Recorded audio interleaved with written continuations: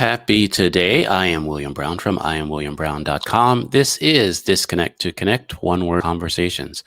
One Word Conversations is a self-discovery, relationship building conversation designed to help us look at the language that we're using and how it is causing connection and disconnection. One Word Conversations is brought to you by IamWilliamBrown.com, a place to help you be yourself and live your life. One way that I spotlight what's available there is our U cards, and our U cards are intention setting cards. They are journal prompts, and they're also a game. So go to IamWilliamBrown.com/the store to get your deck today. There's a number of other things that are coming from I Am William Brown. One is a coaching program called You Are Essential. You Are Essential. There's a lot of things that we put our hands to do, but sometimes we don't show up in it. And so I wanted to let you know about that also.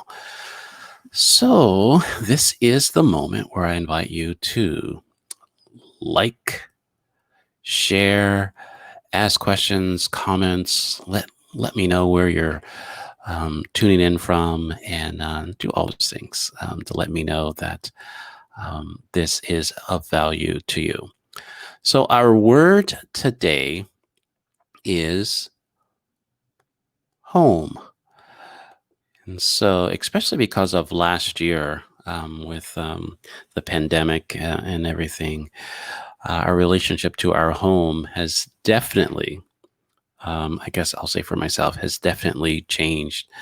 And it's something for me to look at. It wasn't just somewhere that I lay my head, but it's somewhere that basically that I live my life. So as I do, I invite a friend in so we can have a conversation.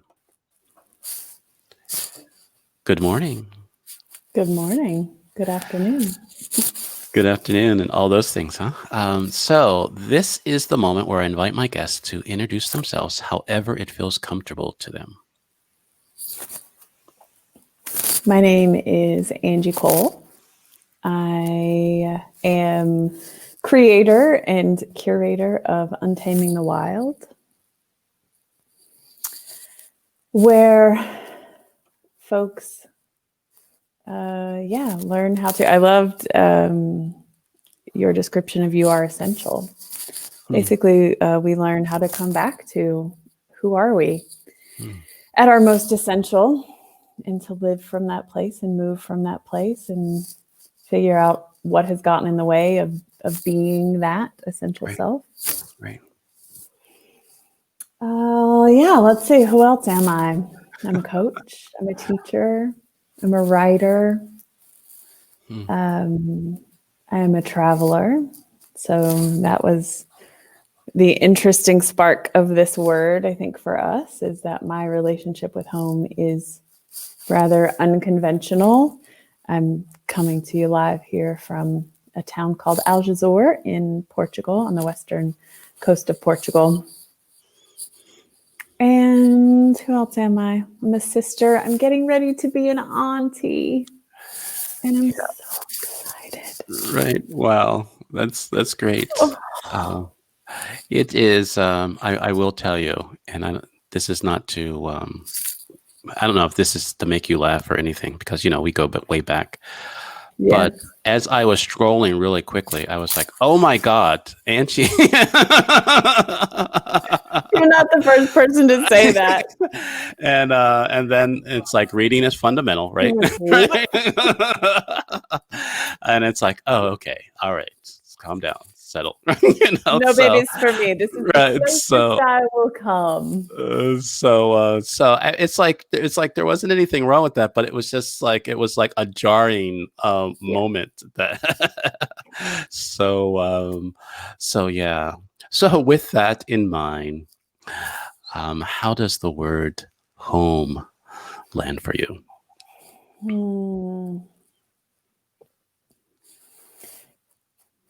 So my relationship with home, in particular in the last 5 years, has been unconventional in that I haven't had one. I've had dozens, maybe even hundreds. Actually, Paul, my sweetie, and I, as you know, just did a 2-week retreat in a tiny little cabin. And one of the things that we thought it would be fun to do is to look at how many houses have we lain our heads in the last year. So we looked at, even in 2020, even in the year when the world shut down, we individually each lived in 22 houses. Wow. So I've had a lot of practice asking that question. What does home mean to me? How do I make home when the container of home changes? And as I was getting ready for this conversation, I thought, well, I should probably think about this. Give it some thought. What does this really mean to me? Because I noticed a really interesting thing as I started traveling this way, as I gave up what most people think of as a home, a one place where you return to over and over again. Right. I noticed something that was surprising, which was one of my favorite things to do in a new place was to do the things that made it become familiar to me. I thought, you travel for the unfamiliar. That's why you're doing this. You love the novelty, you love the newness. And yet, one of my favorite parts of that process was taking something unknown and making it familiar. Right. I love the moment when I found my favorite coffee shop and I knew that was going to be the one, and I made friends with the baker or the barista. I loved the moment when I could get myself, back to my house from the grocery store without asking directions or having to look at a map. I love that moment. So familiarity for me is a big element of home. Right. The other word that came through really strongly the other day as I was sitting with the word home was haven. Got it. For me, home is the place where when I walk in the door, I had this experience, a story we may or may not get into, but when I had to give up my house, which wasn't my home, but I thought it was, when I gave up my house and had to find a new house. And that house that I lived in for about 8 months, I remember every time I would walk up to the door and put the key in, my body I would just sigh, and I would release, and I would relax. And so that to me is the feeling of home and haven. It's the place where you just get to exhale. Right. Oh, I so get that. When I look at home, I've been in many houses and in few homes, right? I growing up, I grew up in the inner city projects in Pittsburgh, Pennsylvania. And the it's government assistant housing, right? So they have decided not just where you live and how you live. And so there was a feeling, even as a child, there felt like this is not our place. Yeah. And in talk about housing insecurity, right? There was a feeling that at any moment they can decide how we could live and where we would live. And so throughout my life and my adulthood, most of my work or my responsibility as being a father and a husband has been giving my kids a level and my family a level of security in housing. Right. Now, if I made that a home, that was a totally different conversation because, to be honest, there were a number of things that I did to keep that house that wasn't a haven. It wasn't a haven for me. It was a place to get some rest so I can get my ass up to go back Yeah. to Yeah. to that Yeah. work. And so Absolutely. such as that is not a home, right? And so I would love to think that I created I had a house that my kids and my family felt was a home to them, but that wasn't, I guess, the priority for me. And I miss that. I miss that, as you said, that haven place. Yeah. And so, my desire to be, what is called I guess, in the business as location independent, right? Is that I want to have a relationship with a home, but not the responsibilities of a house. Right. And Right. and I don't know what's that all about. Well, for me, it's about flexibility and variety. I am a human who thrives on variety and novelty, and probably have in the bell curve of humans relative to need for variety, I'm on that high end. So yeah, it's in some ways it's a trade-off, because there's also then always an element for me of looking for the next house. Right.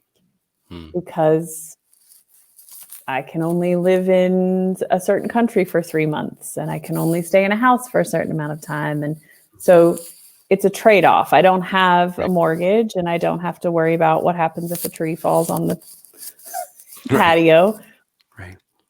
But I do have to always be in the mode of where is the next house. Right. That phrase location independent is a really interesting one. I think you and I may have talked about this another time. I'm having deja vu, but as I started traveling, when I started living this way, I didn't know there were digital nomads. Like, I didn't know that was a thing. I was pretty naive to it. I just thought I was doing this thing because it made sense to me and it felt good to me. And then I found out there was this whole world of Instagram and hashtags and things.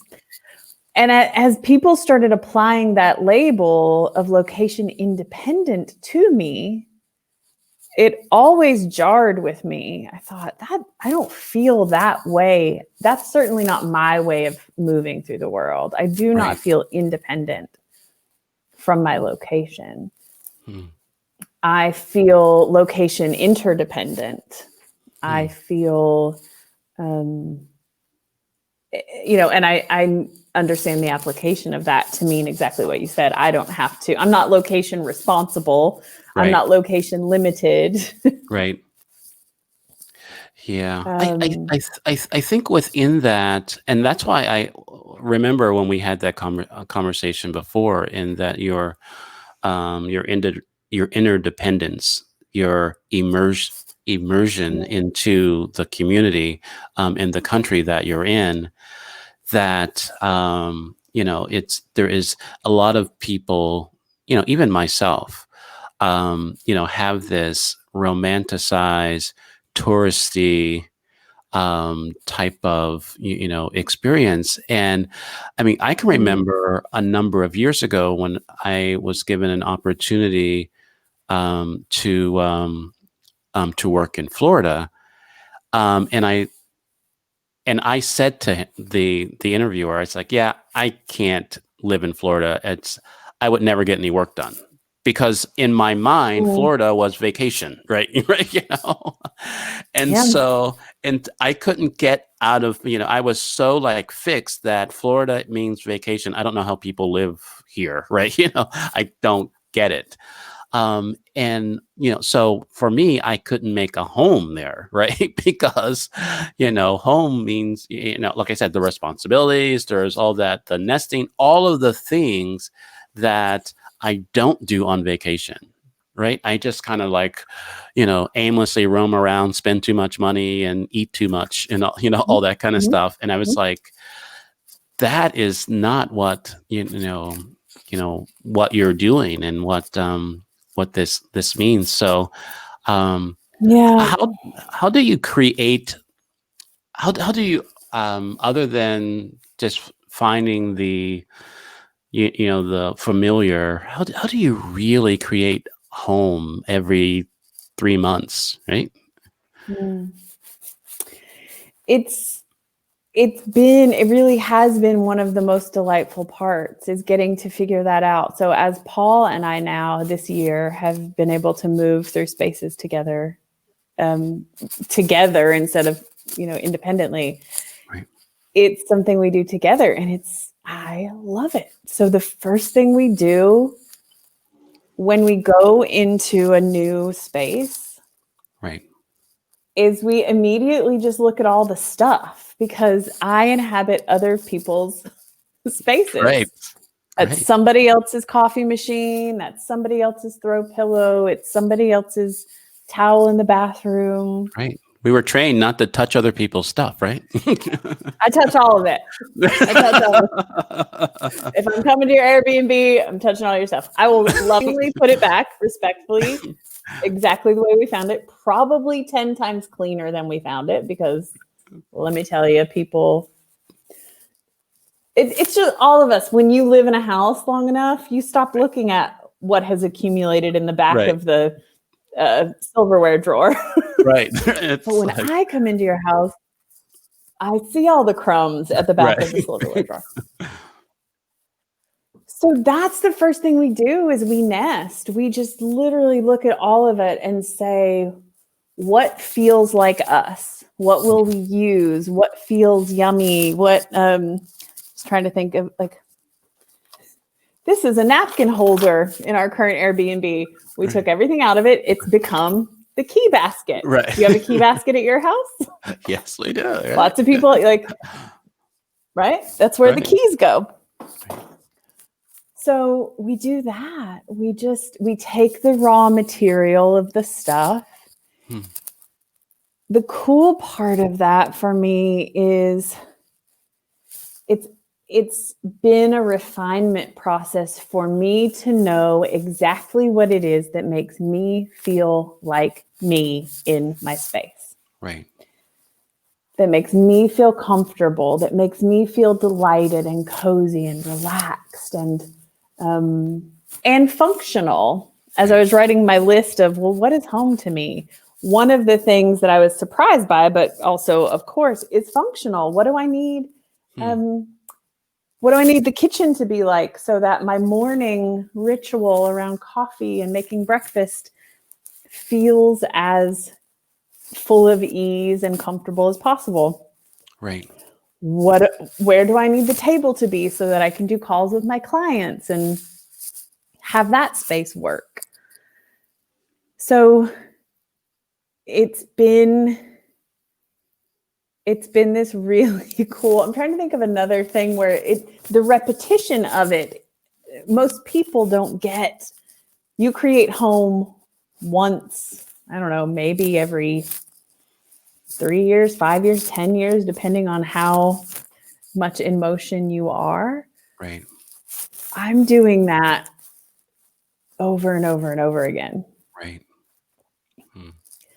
So the repetition of it has helped bring out and highlight, and helped me just ask that question over and over again. What do I like? What do I not like? What do I like? What do I not like? And that simple question is largely how we shape, if we are conscious, if we have, because I don't want to lose your point about house versus home, survival versus comfort. Right.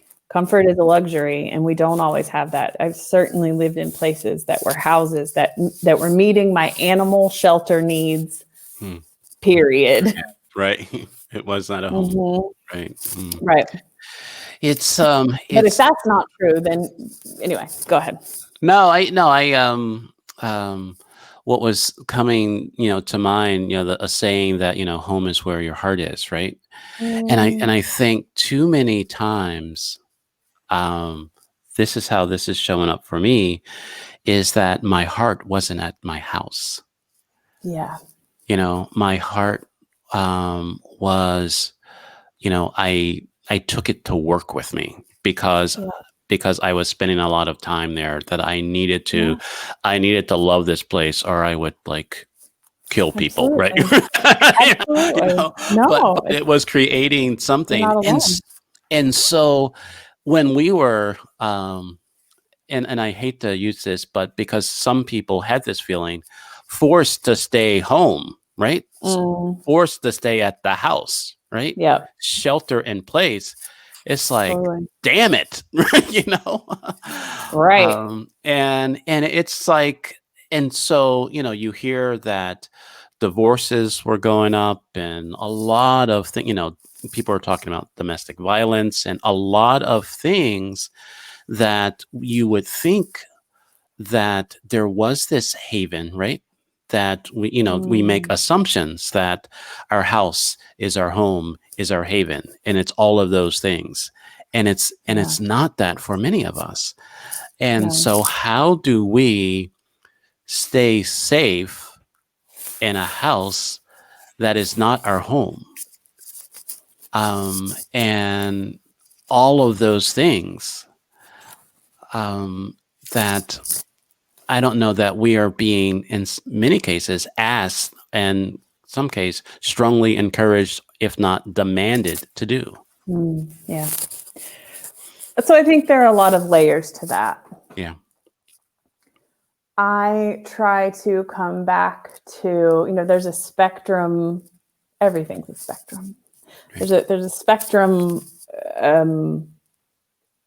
for the degree to which we have control, agency, and power over creating our options around home and house.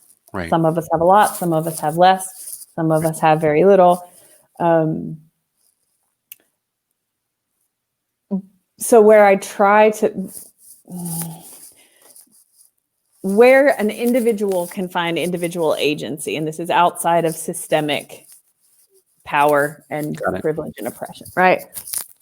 But even inside of those bigger systems, we can individually find the place where we do have agency.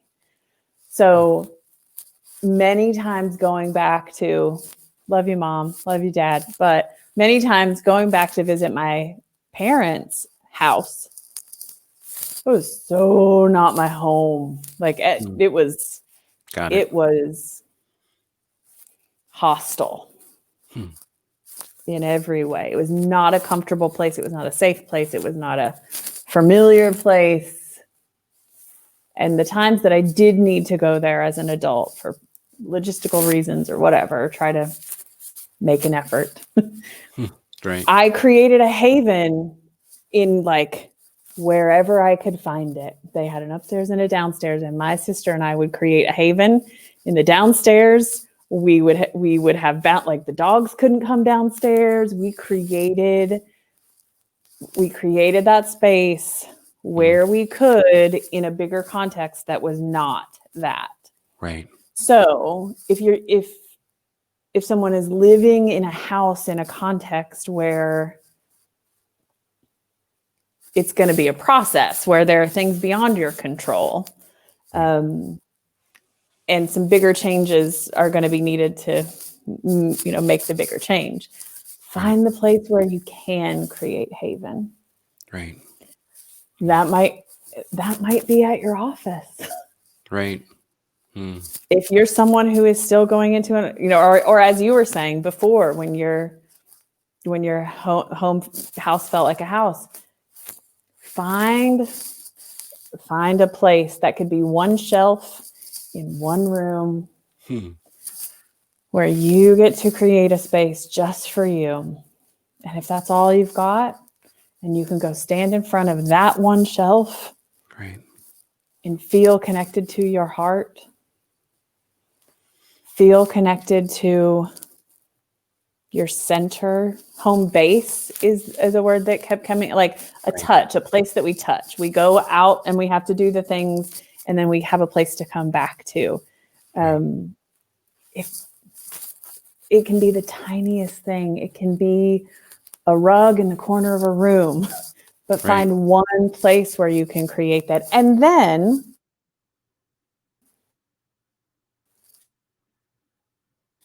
the reason that's important, because if you don't, is because when you have that, if you have that one little shelf in that place with the shelf, you can connect to that feeling of what it feels like to be in a safe haven. Right. And that's why if you're not even heart. Right. If you're not connecting to that feeling anywhere at all, you're not going to know how to create it. You're not going to know how to, over time, say yes and say no, what to say yes to, what to say no to get closer and closer to that feeling. Right. So find it somewhere, anywhere, and then protect it. Right. Yeah. There is I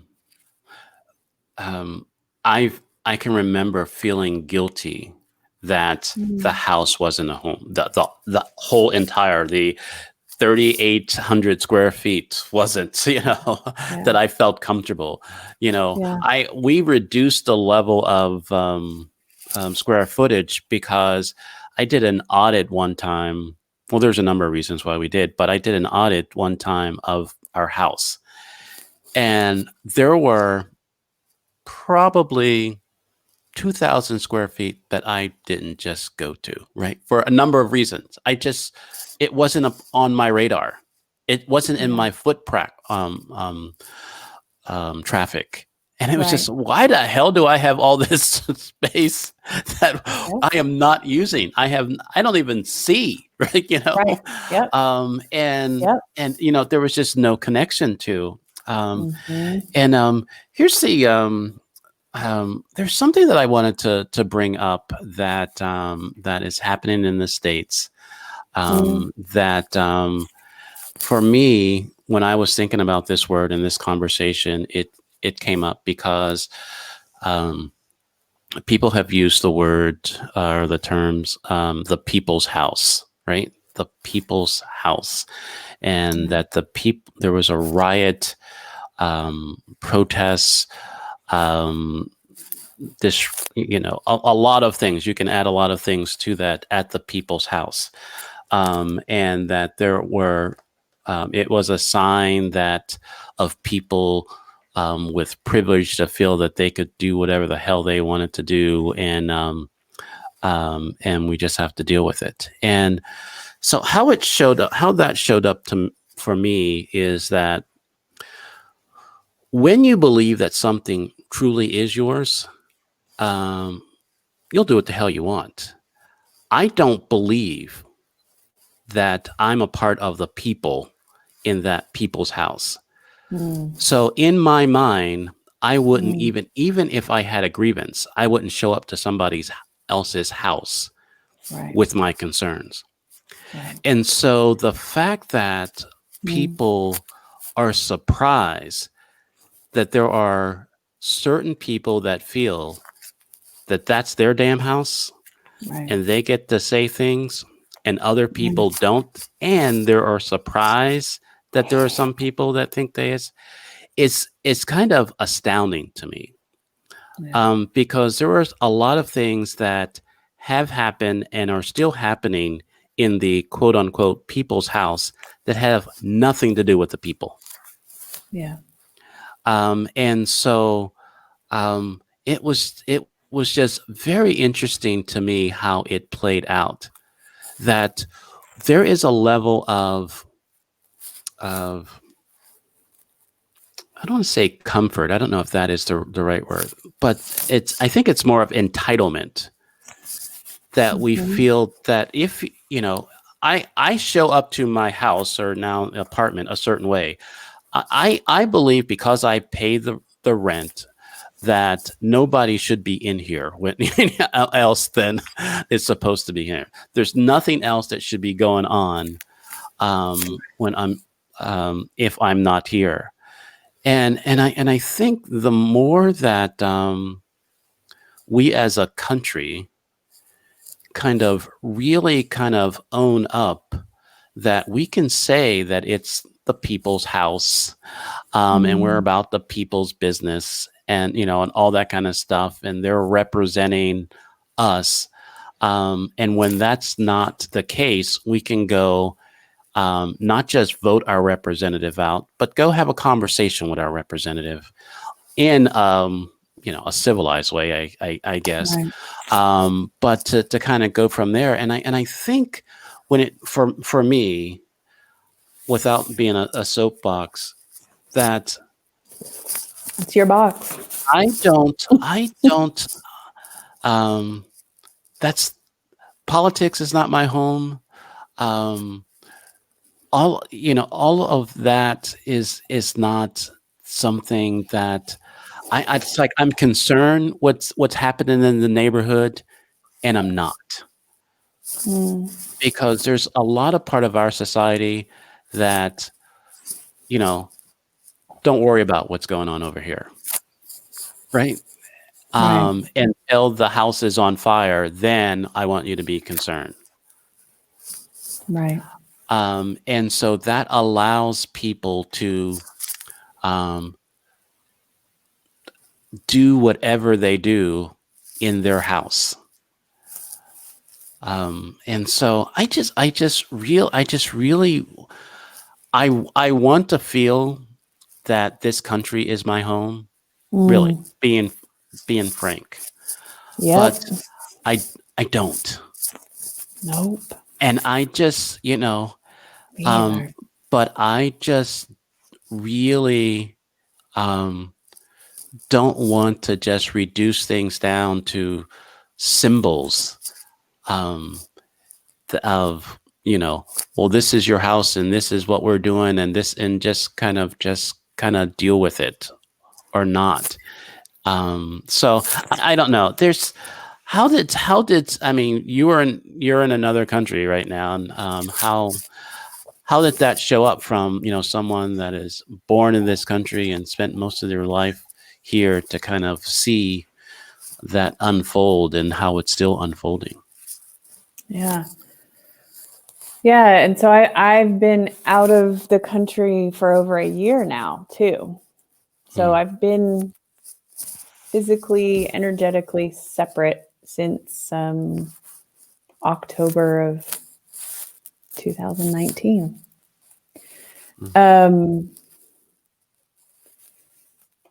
and largely for exactly that reason, especially when the pandemic went down.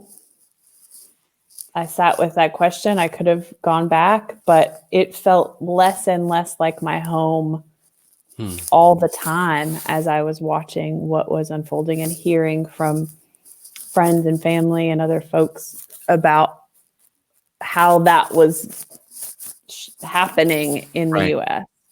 I didn't want any part of it. I wanted to be as far away from it as I could. Right. So the other day when folks infiltrated our country's seat of government, I wouldn't have known. Paul and I were just coming back from our kind of tech-free sabbatical, and I wasn't really consuming media. But I got some text messages from my sister.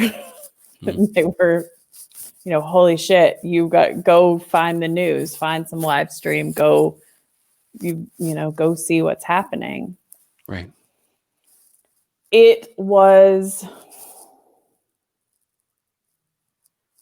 shocking, but not surprising.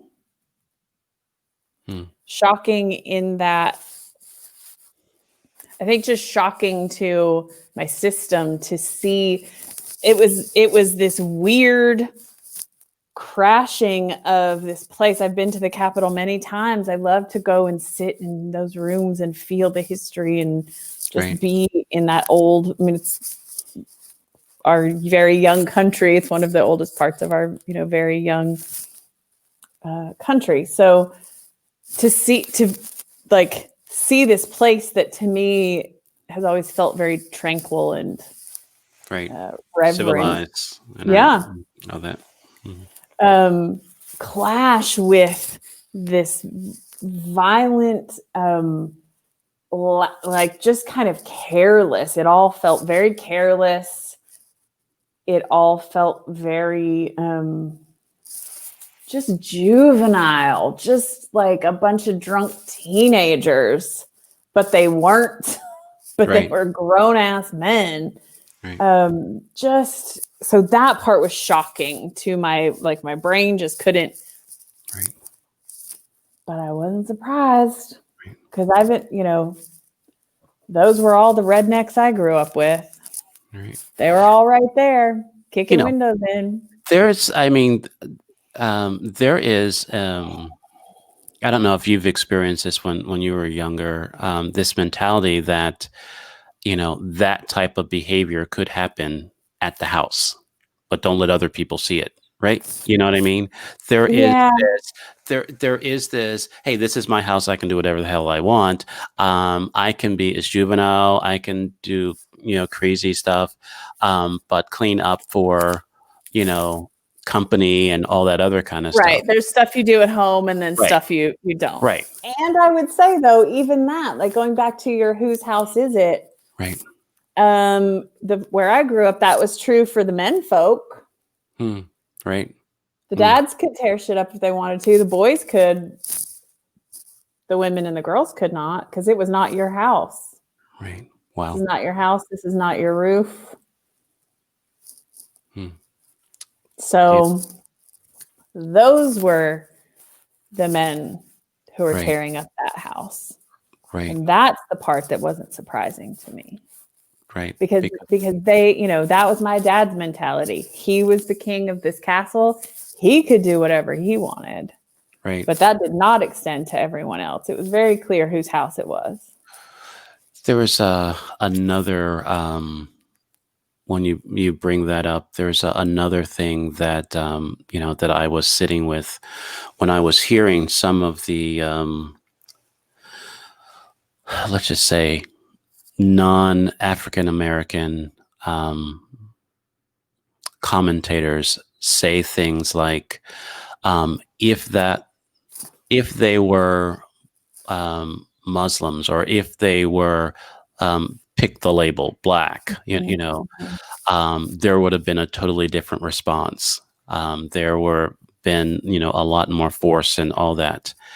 And that didn't sit with me well, in the sense of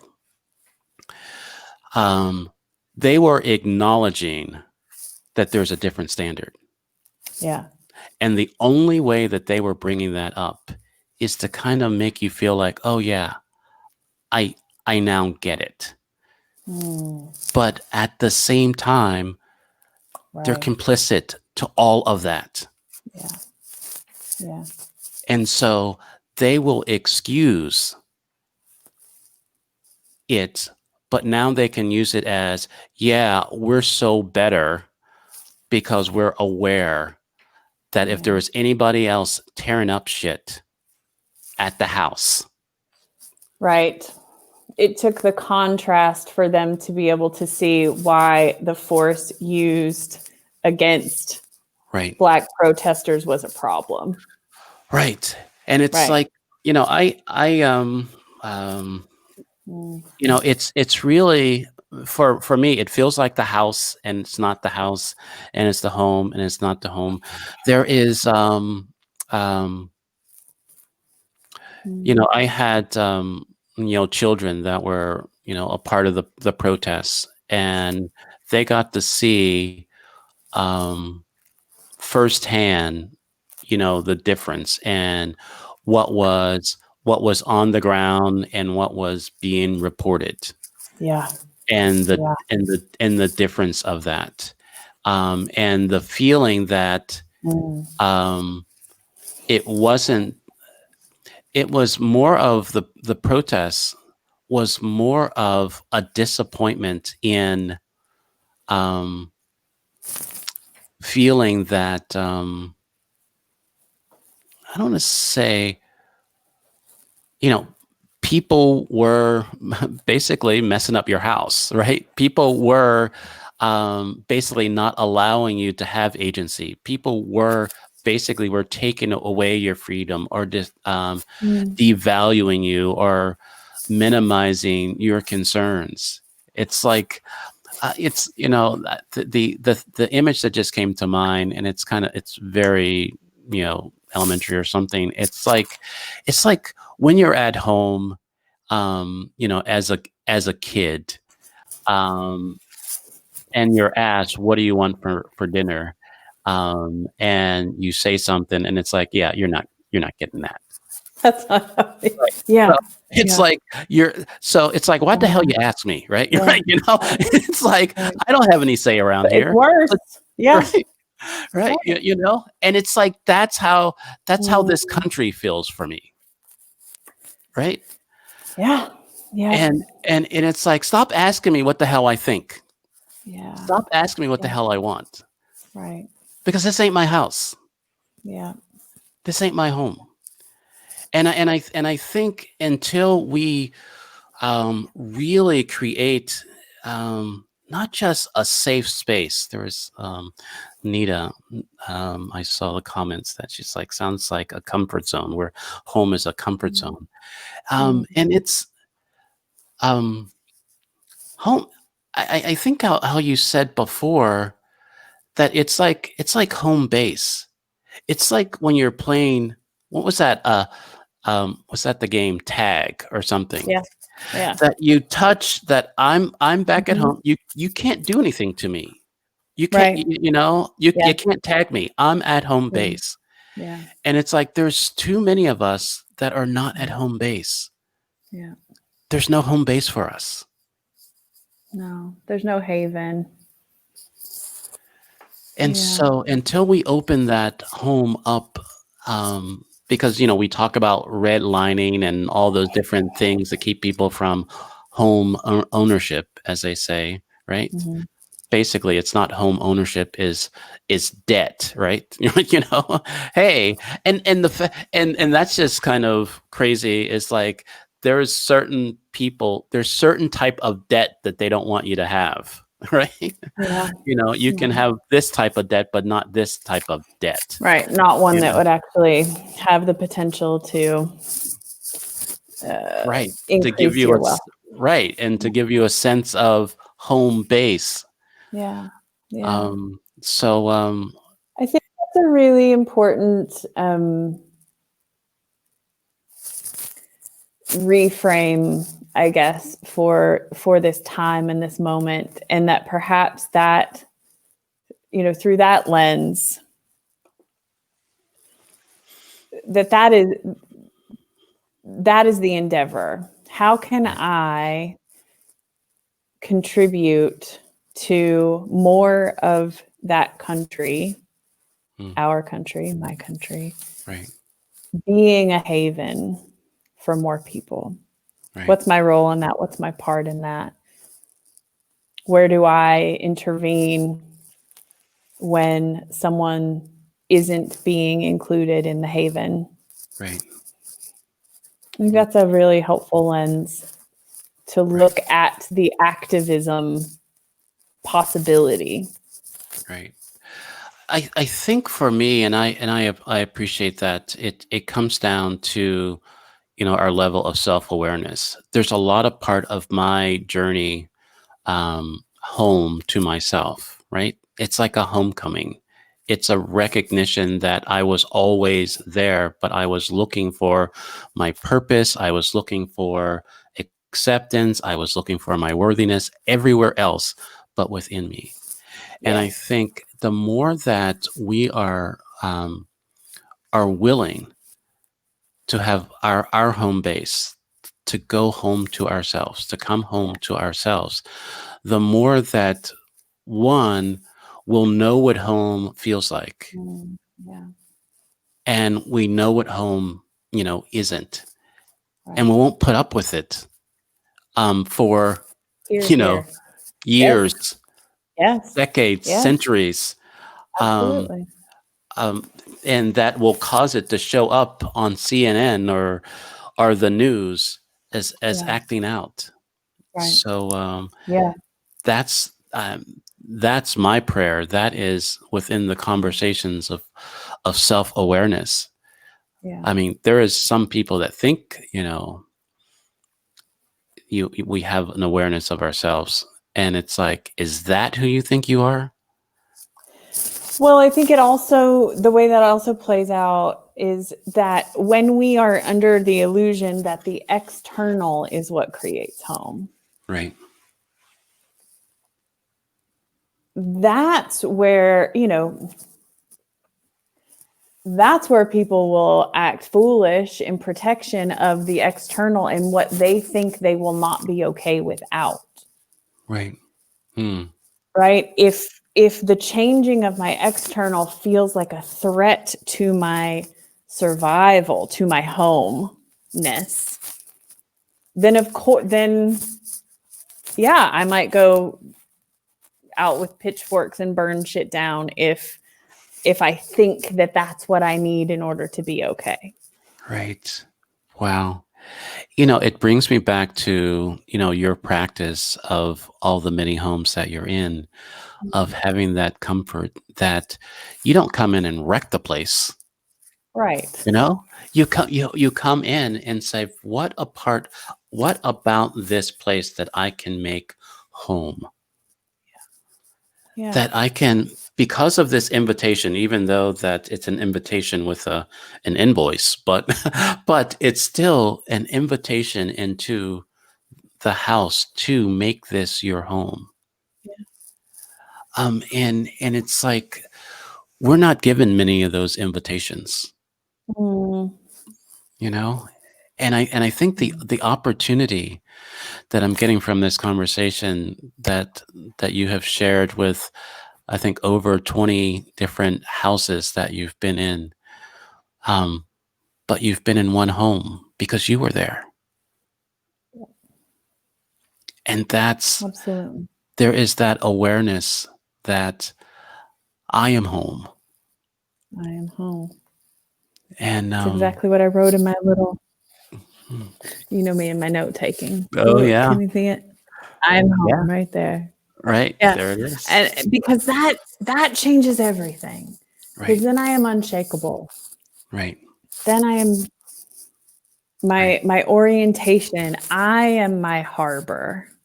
So when I was looking, I love words, we share that. And so I was looking at definitions, and under home was haven, and under haven was harbor. And harbor is this idea of a safe place. It is protection from rough waters. Mm.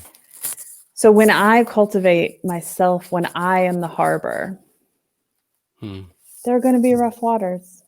Right. So many things outside of my control, so many things not go in the way that I would want them to go. Right. I am so much better equipped to create solutions, workarounds, be an activist, be a change agent for those things outside of myself when my harbor is intact, when my harbor is unshakable. Right. Mm. Yeah. I think we can talk about this for hours, but yeah, there is I think home is calling me. I don't know about you. I That have to go to a new home. Actually, as soon as um, we wrap this up, I'm packing up my little computer and we're going to a new home. right. Yeah. So, what would you like to leave everyone with today?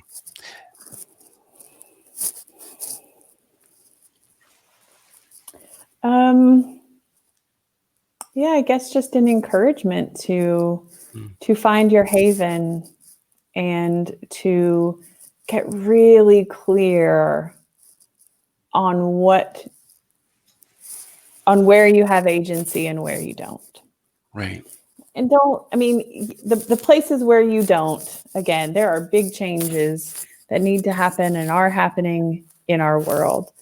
Mm, Don't use all of your energy, time, and effort on the places where you can't and don't have control. Make sure you save some for the places where you do, right. because that's Mm, where you can create your harbor. So start somewhere where you do have agency and create that space so that you have protection from rough waters. wow. Yeah. I think it reminds me of the first time that you were on the show and our word was freedom. Mm, And it's like our freedom to go home, our freedom to be home. It's like there's a responsibility and there's not. But there's definitely an urgency, mm, in that. And so, yeah. thank you very much for this conversation. Yeah, I'll be sitting with that. I know you have to get on the road, but if you could wait in the green room for a moment, I'd love to say Absolutely. our goodbyes. So, thank you. Uh, Home is where the heart is. And where is your heart? Where is your heart is the question that I'm asking myself. Because as it came up in the conversation, that I am home. You are home. The more that we embrace that, the more that we accept that, then we can be the haven, or I was going to say harbor. And it's like it's haven came out. So, uh, haven or harbor. Um, and I am, I am wondering how we would show up for each other if we had a haven. I hope this conversation brought value not just to your day, but to your life. I invite you to reach out to me at iamwilliambrown.com and also text me at 864-8381-8139. Text Let's Chat. Leave your name and email so we can have a conversation. Have a conversation to see how you can get more aware of yourself. Because the world wants you, the world needs you, but the world isn't waiting for you. So go be you and find your haven. Have a great rest of your day, and I'll see you next time on One Word Conversations.